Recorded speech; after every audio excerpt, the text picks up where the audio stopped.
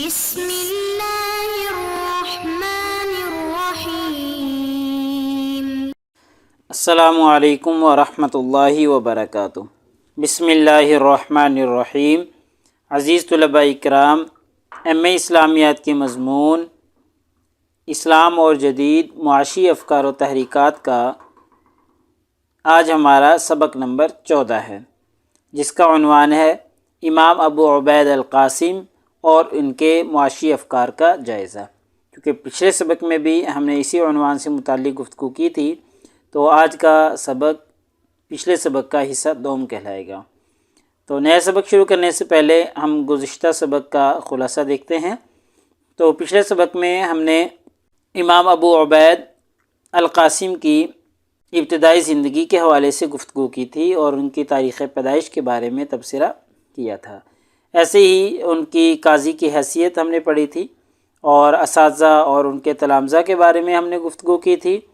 اور فقہ کی تعلیم انہوں نے امام شافعی رحمہ اللہ سے حاصل کی تھی، اس حوالے سے ہم نے تفصیل پیش کی تھی۔ اور امام ابو عبید القاسم اور امام احمد بن حنبل چونکہ ہم عصر علماء تھے، تو ان کی عصریت پر ہم نے گفتگو کی تھی۔ ایسے ہی امام ابو عبید کی جو تصانیف ہیں، تصانیف کے حوالے سے ہم نے تذکرہ کیا تھا، اور تصانیف میں کتاب الاموال جو کہ ان کی سب سے مایہ ناز کتاب ہے، اور ہماری اس جو سبجیکٹ چل رہا ہے اس سے بھی متعلق ہے، تو اس وجہ سے ہم نے اس کا تعارف پیش کیا تھا۔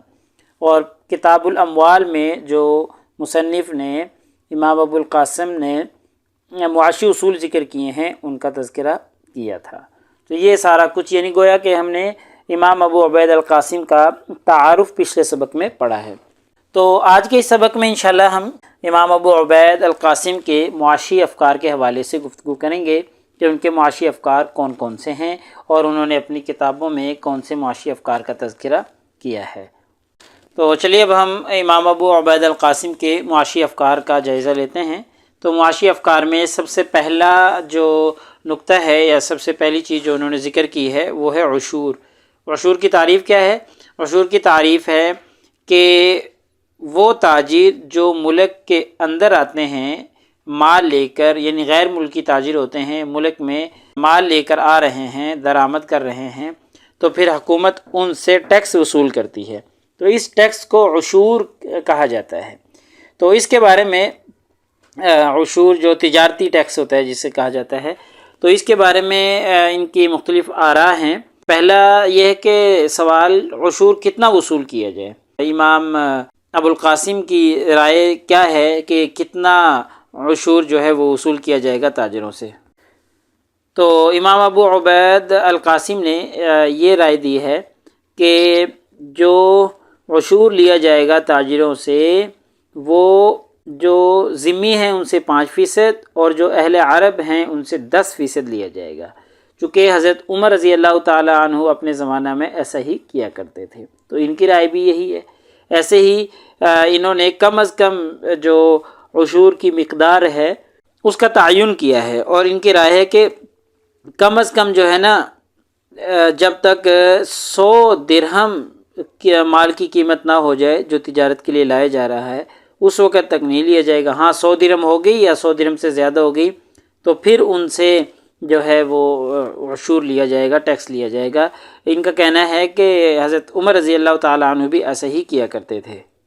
ایسے ہی عشور کی مدت کا تعین بھی امام ابو عبید القاسم نے ذکر کیا ہے کہ تاجر سے ایک سال میں صرف ایک دفعہ عشور لیا جائے گا۔ اگر وہ اسی سال میں 2 دفعہ 3 دفعہ مال لے کر ملک میں آتا ہے تو صرف ایک دفعہ لیا جائے گا، باقی آتا رہے تو وہ فری ہے، اسے ٹیکس نہیں لیا جائے گا۔ اور ان کا کہنا ہے کہ حضرت عمر رضی اللہ تعالیٰ عنہ بھی چونکہ اپنے زمانہ میں ایسا ہی کیا کرتے تھے، تو اس لیے ایک دفعہ ہی جو ہے عشور لیا جائے گا۔ ایسے ہی دوسری چیز جزیہ کے بارے میں ہے۔ جزیہ کے بارے میں بھی ان کے افکار موجود ہیں۔ تو سب سے پہلے ہم جزیہ کی تعریف دیکھتے ہیں کہ جزیہ کہا کسے جاتا ہے۔ تو جزیہ کہتے ہیں کہ وہ غیر مسلم جو اسلامی مملکت میں رہ رہے ہیں اور ان کی جان، ان کے مال، ان کی آبرو کی حفاظت سلطنت اسلامیہ کی ذمہ داری ہے، تو اس حفاظت کے بدلے میں ان غیر مسلم لوگوں سے ٹیکس وصول کرتی ہے مملکت اسلامیہ،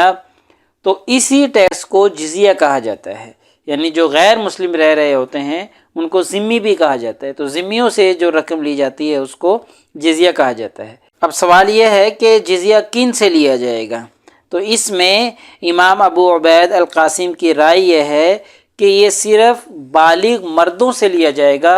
عورتوں اور بچوں سے جزیہ وصول نہیں کیا جائے گا۔ یعنی جو بالغ مرد ہیں صرف وہ جزیہ دیں گے، باقی کوئی بھی جزیہ نہیں دے گا۔ ایسے ہی ان کی رائے کہ جزیہ کی حد بندی کے حوالے سے کہ جزیہ کتنا ہونا چاہیے، اس کی حد کتنی ہونی چاہیے، تو اس کے بارے میں کہتے ہیں کہ جزیہ کی کوئی حد نہیں ہے، بلکہ اس مسئلہ کو حکومت کی مرضی پر چھوڑ دیا گیا ہے کہ وہ ان سے کتنے پیسے وصول کرتی ہے۔ امام ابو القاسم کے رائے کے مطابق حکمرانوں کو چاہیے کہ وہ اپنی مرضی سے جزیہ وصول کریں، لیکن ایک بات مد نظر رکھیں کہ ذمیوں پر اتنا بوجھ ڈالیں جتنا وہ آسانی سے اٹھا سکیں، ان سے اتنا جزیہ لیا جائے جتنا وہ آسانی سے ادا کر سکتے ہیں۔ ایسا بوجھ نہ ڈال دیا جائے کہ وہ جزیہ ادا کر نہیں سکتے اور ان پہ بوجھ زیادہ ڈال دیا جائے، اس بات کا خاص خیال رکھنا ضروری ہے۔ بہرحال ویسے ان کی مرضی کے اوپر انحصار ہے کہ وہ کتنا جزیہ ذمیوں کے اوپر لازم کرتے ہیں، تو اس کے حوالے سے ان کی رائے یہ ہے۔ ایسے ہی خراج کے حوالے سے، خراج کے ان کے نزدیک زمین کا کرایہ ہے۔ امام ابو القاسم کا کہنا ہے کہ حضرت عمر رضی اللہ تعالیٰ عنہ بھی اپنے زمانے میں زمینوں سے خراج یعنی زمینوں کا کرایہ وصول کرتے تھے، اور ان کا کہنا ہے کہ خراج جو ہے وہ غیر مسلموں سے لیا جائے گا، چونکہ اصل میں خراج کہتے اسے ہیں کہ جب کوئی مسلمان فوج غیر مسلم علاقے کو فتح کرتی ہے تو وہاں کی جو زمینیں ہوتی ہیں ان زمینوں پر ان کی ملکیت ہی رہنے دی جاتی ہے، غیر مسلموں کو ہی مالک رہنے دیا جاتا ہے، لیکن اسلامی حکومت ان سے ایک مقررہ مقدار میں خراج وصول کرتی ہے، گویا زمین کا کرایہ وصول کرتی ہے، جیسے امام ابو القاسم نے کہا ہے کہ یہ زمین کا کرایہ ہے، خراج ان سے لیا جائے گا۔ ایسے ہی امام ابو عبیدہ القاسم کا کہنا ہے کہ جب حکومت نے غیر مسلموں سے ان کی پیداوار پر خراج لے لیا تو جو بقیہ ہے وہ بقیہ مزارعین کا ہے، کاشتکاروں کا ہے، بقیہ پہ وہ خود اس کے مالک ہیں، پھر اس میں اسلامی حکومت اس کی مالک نہیں ہے۔ ایسے ہی خراج کی حد کے حوالے سے ان کی رائے یہ ہے کہ خراج کی کوئی حد بندی نہیں ہے، کوئی متعین حد نہیں ہے کہ اتنا خراج وصول کیا جائے گا، بلکہ امام ابو عبید القاسم کا کہنا یہ ہے کہ یہ اسلامی حکومت کا فرض ہے کہ وہ خراج وصول کرنے سے پہلے اس بات کا خاص خیال رکھ لے کہ اس زمین کی پیداوار کتنی ہے، پھر اس پیداوار پہ مناسب لحاظ سے مناسب خراج جو ہے وہ وصول کیے جائے۔ ایسا نہیں کہ بس ایک متعین مقدار فرض کر دیجیے، چاہے پیداوار کم ہو زیادہ ہو بس اتنی لی جائے گی، نہیں، اسے فریقین میں سے کسی ایک کو نقصان ہونے کا اندیشہ ہے، اس لیے مناسب خراج وصول کیا جائے گا جو کہ پیداوار ہوگی اس کا۔ ایسے ہی اقطاع ہے، اقطاع کا معنی ہوتا ہے کہ مسلمان حکومت کی طرف سے کسی کو کوئی جاگیر عطا کر دی گئی تو اس کو اقطاع کہا جاتا ہے۔ اس کے بارے میں امام ابو القاسم کی رائے یہ ہے کہ جب کسی کو زمین عطا کر دی گئی تو اس بات کا خاص خیال رکھا جائے کہ اس میں حکومت اور تمام لوگوں کا کوئی نقصان نہ ہو، یعنی اگر جو زمین جو جاگیر دی گئی ہے کسی کو وہ شخص اجتماعی مفاد کا خیال رکھے اور حکومت کو کسی قسم کا نقصان نہ پہنچائے تو پھر تو وہ جاگیر وہ زمین اقطاع کے زمرے میں آئے گی، پھر تو اقطاع کہلائے گی۔ اور اس کے بارے میں ایک رائے ان کی یہ بھی ہے کہ جو اقطاع کیا جائے گا، جو جاگیر کسی شخص کو دی جائے گی وہ بیکار زمین دی جائے گی، جو آباد زمینیں ہیں کاشت کے قابل ہیں وہ اقطاع میں شامل نہیں ہوں گی، ان کو نہیں دے سکتی حکومت، چونکہ ان سے تو حکومت کو کچھ نہ کچھ مل رہا ہے، فائدہ مل رہا ہے، لیکن جو بے آباد پڑی ہیں، بنجر پڑی ہیں، ایسی زمینیں جو ہے وہ حکومت دے گی تو وہ اقطاع کے زمرے میں آئیں گی۔ ایسی ایک رائے ان کی یہ بھی ہے کہ یہ جو اقطاع ہے یہ صرف صرف عوام کا حق ہے، عوام کو زمینیں اور جاگیریں دی جائیں گی، کسی اور کو نہیں دی جائیں گی، تو اس لیے اقطاع کے حوالے سے ان کی یہ 3 آراء سامنے آ گئی کہ پہلی یہ ہے کہ جو بے آباد اور بنجر زمین ہو وہ اقطاع کہلائے گی، اور ایسے ہی اجتماعی مفاد کو نقصان نہ پہنچے تو پھر اقطاع کہلائے گی، اور ایسے ہی عوام کا حق ہے اقتا تو عوام کو ہی دی جائیں گی۔ ایسے ہی مال غنیمت کے بارے میں، اور مال غنیمت کے بارے میں تو آپ جانتے ہی ہیں کہ جو طاقت کے زور پر غیر مسلموں سے جو مال لیا جاتا ہے اس کو مال غنیمت کہتے ہیں۔ تو ان کی رائے بھی وہی ہے جو قرآن مجید میں ہے کہ اس کے 5 حصے کیے جائیں گے اور ان حصوں کو ان کے حقداروں کو ہی دیا جائے گا۔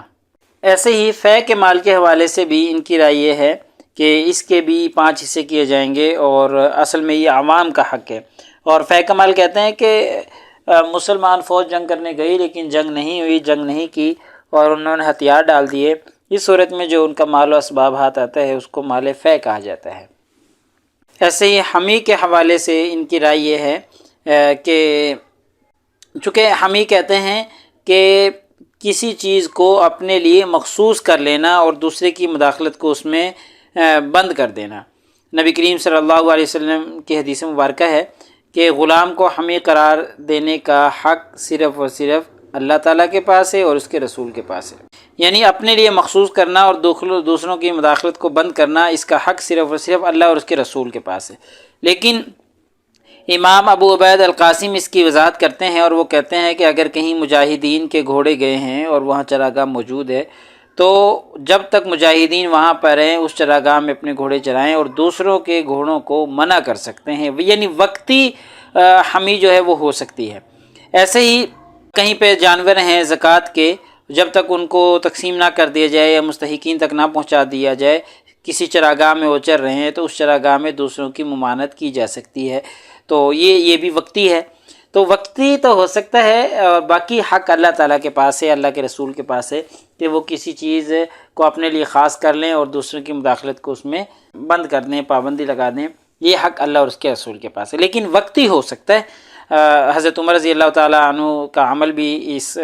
صورت میں ہمارے سامنے ہے، ایسے ہی نبی کریم صلی اللہ علیہ وسلم کا نمونہ بھی ہمارے سامنے اس بارے میں موجود ہے۔ تو معیشت کے حوالے سے، معاشیات کے حوالے سے امام ابو عبید القاسم کی یہ کچھ آراء تھیں، ان کے افکار تھے جن کا تذکرہ ہم نے کیا ہے۔ ایسے ہی کتاب الاموال میں ان کے علاوہ اور بھی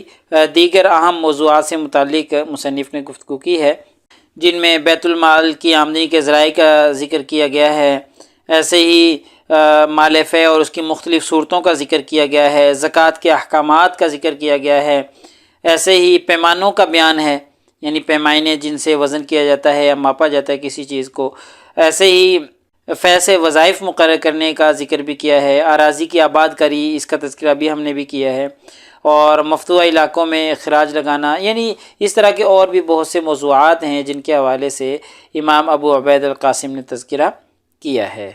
تو لہٰذا ہمارے آج کے اس سبق کا خلاصہ نکلا کہ آج کے اس سبق میں ہم نے عشور کے حوالے سے گفتگو کی ہے کہ عشور کے بارے میں امام ابو عبید القاسم کی کیا رائے تھی، جزیہ کے حوالے سے کیا رائے تھی، خراج کے حوالے سے کیا رائے تھی، ایسے ہی اقتا، مال غنیمت، مال فے، حمی اور اس طرح کے ہم نے جو ان کے افکار تھے ان کا تذکرہ کیا ہے، اور کتاب الاموال میں جو دیگر اہم موضوعات پر گفتگو کی گئی تھی ان کا مختصراً تذکرہ کیا ہے۔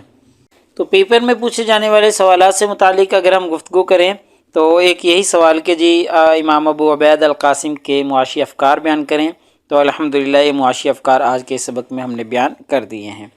ایسے ہی امام ابو عبید القاسم کے حالات زندگی بیان کریں، یہ پچھلے سبق میں ہم پڑھ چکے ہیں، اور ان کے معاشی افکار کی بھی وضاحت کریں، تو معاشی افکار کی وضاحت آج کے اس سبق میں ہم نے